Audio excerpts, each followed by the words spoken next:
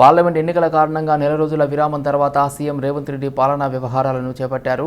Polling జరిగిన మరుసటి రోజు సచివాలయానికి వచ్చే కీలక అంశాలపై సమీక్ష చేపట్టారు.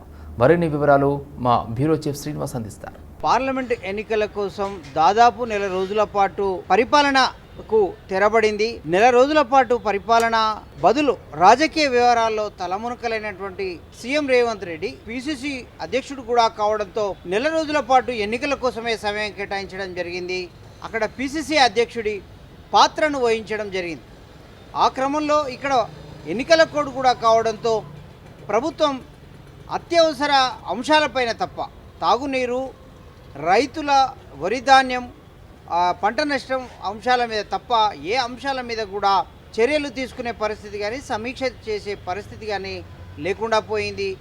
పోలింగ్ అయిపోయిన తర్వాత వెంటనే ఈ పరిస్థితిని దృష్టిలో పెట్టుకొని నెల రోజుల పాటు స్తంభించినటువంటి పరిపాలన వ్యవహారాలని ఘాటన పెట్టి చక్కదిద్దడానికి వెంటనే పరిపాలనా పగ్గాలు చేపట్టారు సీఎం రేవంత్ రెడ్డి.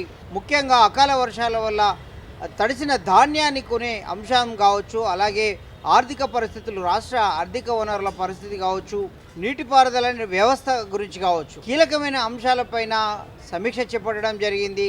ఎక్కడెక్కడ ఏ చర్యలు తీసుకుంటే ప్రజలకు ఇబ్బంది కాకుండా ఉంటుంది ఈ అంశాల విషయంలో అనే అంశాలను పరిగణలోకి తీసుకోవడం జరిగింది. దీంట్లో నీటిపారుదల శాఖ, అలాగే పౌర సరఫరాలు సివిల్ సప్లై శాఖ మంత్రి ఉత్తమ్ కుమార్ రెడ్డి, అలాగే రెవెన్యూ మంత్రి పొంగులేటి శ్రీనివాస్ రెడ్డి, అలాగే సీఎం సలహాదారు వేం రెడ్డి నరేందర్ రెడ్డి వీరు ముఖ్యులుగా పాల్గొన్న పరిస్థితి. సిఎస్తో పాటు ఇతర ఉన్నతాధికారులు కూడా సమీక్షలో పాల్గొని సీఎం రేవంత్ రెడ్డికి సమాచారాన్ని అందించడం జరిగింది. ఏ అంశాలను ఎలా చక్కదిద్దాలి, ఎక్కడ సమస్యలు ఉన్నాయి, వాటిని ఎట్లా పరిష్కరించాలనే అంశం విషయంలో కూడా మంత్రులతో పాటు రేవంత్ రెడ్డి వీళ్ళన్నీ సమాలోచనలు జరిపినట్టు తెలుస్తూ ఉంది. ఎందుకంటే ఆగస్టు 15 నుంచి రైతు రుణమాఫీ అంశం ఒకటి ఇప్పటికే సీఎం భరోసా ఇవ్వడం జరిగింది. ఇదే అంశాన్ని పదే పదే పార్లమెంట్ ఎన్నికల్లో ప్రచారం కూడా చేయడం జరిగింది, హామీ ఇవ్వడం జరిగింది. ఆ ఎన్నికల సందర్భం అటు ఆ హామీ నెరవేర్చాలంటే అక్కడ నిధుల సమీకరణ జరగాలి.